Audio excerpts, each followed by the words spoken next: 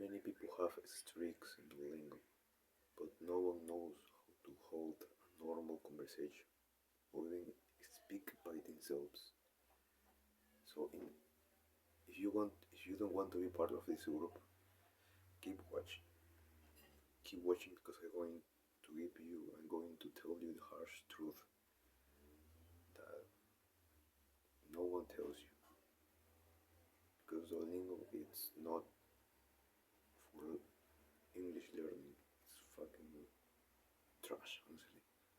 Because it's just for a dopamine hit, and these companies like not just in general like social media and specifically Duolingo. It's for number one in the, learning English app, something like that. Number one, 500 million people they use this fucking app. And I'm telling you, 1% of them or less, they actually are fluent. And so, why is this? The gap is huge of the people that they are like 500 million, and just a small percentage of the small percentage, they actually at least at least hold conversations, at least make connection, at least make connection in their brain, and they connect sentences without even translating in their own head. And so this is the thing with Duolingo. And it's crazy when you think about it. 500 million people utilize Duolingo. But we are here because we want to improve our English. And so I think that this is important to mention Duolingo in this video because it's making a global impact. And so many people out there, and this app is totally useless. You know, if you want to make it like a hobby, no, it's okay. I don't give a fuck. I don't care if you're taking your English like a hobby.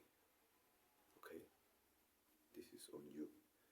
But for the people that are here intentionally searching for help, searching for some tools or some techniques or some things that they need to do, um, for them to get to the goal of actually be fluent in having normal conversations in real life instead of just um, entering in the fucking app and think that you're learning by doing tricks, because it's a dopamine hit. It's the purpose. It's not for you to learn the language. It's for you to stay in the language. And it's very different things. And so if the goal for the company of Duolingo, it's keeping the people there inside of the app, what they are using, they're using some things that they keep the dopamine activated every single time, and so they give dopamine hit by. And what they are doing exactly? They are doing tricks because it's a sense of achievement for the brain, human brain. And so they use these psychological fucking strategies for you to keep doing this shit instead of doing the actual tactics that is going to help you. And so yeah, I don't use Duolingo. You don't have to use it anymore. You've been using it for 2 years. I don't even think about using an app or this or that. If there is a good app out there, I already know about. I already utilize or I already search or find it. But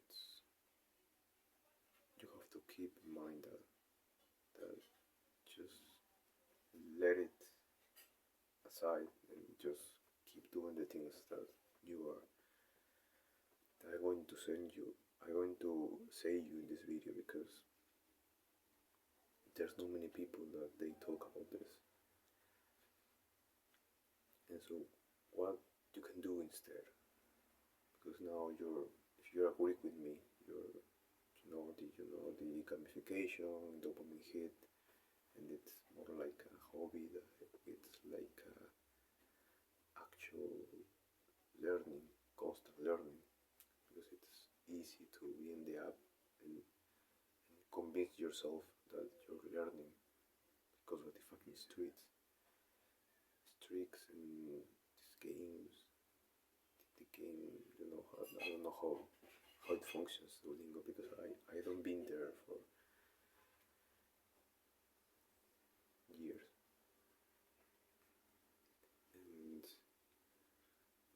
what you can do instead, it's uh, it's by watching or consuming or um, consuming some meaningful content that it's at your level. So basically, they call it comprehensible input or uh, watching content that it's at your level, basically. And if you're new to this and you're being for years in the education system, you're being uh, in the you've been discovering these things, you've been watching some polyglot podcasts and everything. You know these things. You know basically that comprehensible input is going to help you. That talking about yourself, doing shadowing, all these things. But I'm telling you that this is more important than basically everything that you do. That it's watching something that genuinely you find interesting, you find meaningful information, meaningful audio, meaningful video. You're trying to listen, you're trying to pay attention, and I feel like this is an excuse for every guy that is watching this. This is an excuse for binge watching, because at first I noticed that I confused binge watching YouTube videos, watching in English, and instead changing by watching meaningful content that is actually helpful. So you have to keep in mind that it's different, totally different. And watch obviously at your level, because if you're way above that, you're going to get confused. You don't know what are some words. You don't know how to. You don't know what they're saying. You disconnect with the connection with with the content. You're going to give up. Basically, you have to watch meaningful content that you actually find meaningful. I prefer educational, but you can watch vlogs and everything and see the context. See, I am in Spain. I've been there for 2 years, and I've been utilizing Duolingo for 100 days. And I read all of these blogs that they are in the internet today.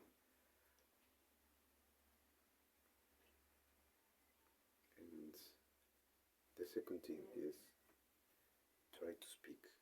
Try to speak for at least 10 minutes. And so by doing shadowing, now you know what a shadowing basically is. When you repeat and you like echo in the content that you're watching, you're trying to imitate the pronunciation and the manner, their behavior and everything, because it's going to connect more, and therefore you're going to learn more. The same emotion, the same pauses, the same form of speaking, pronunciation, intonation, everything. You try to copy that, like you're the shadow of this person.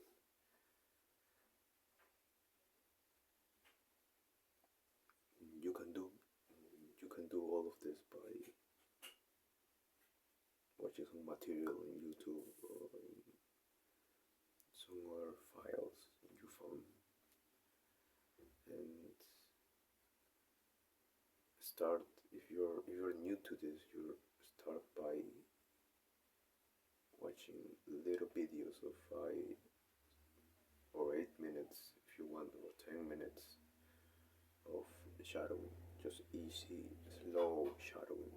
Just search YouTube, just easy shadowing practice. And you're gonna find video of 10 minutes, 15 minutes, whatever.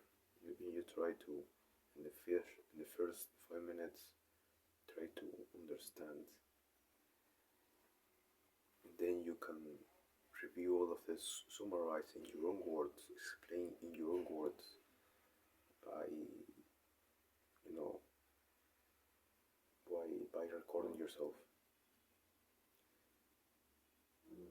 And this is going to be a good, not just for your English learning, but it's as important as your mental exercise, because you're training your brain to comprehend in a new totally language that you're recently learning finally, and you're going to try to summarize or explain in your own words what you are listening. And yeah, it has to be slow, it has to be, this is like an apple. I am walking to the gym, I'm going to train this. You listen all of this, and whilst you see the image, the context, in and the word that they are utilizing, how they pronounce, how this and this. You're going to be more, you're going to be more exposed to the language. If it is talking head, just the people is talking and just giving advice, you still are going to get some benefits from that, because you use the transcript, you try to, just 5 minutes, just try to. But in general, there is like podcast, AI. I don't know. When I search, English shadowing practice, they always are AI kind of videos.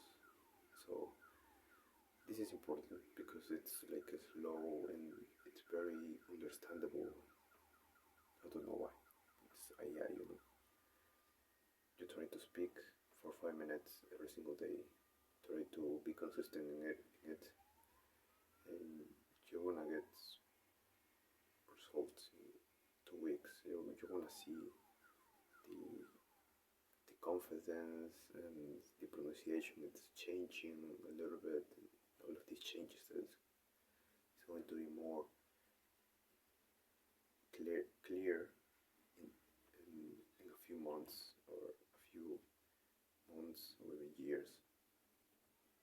You want to keep up. You want to keep with is consistency.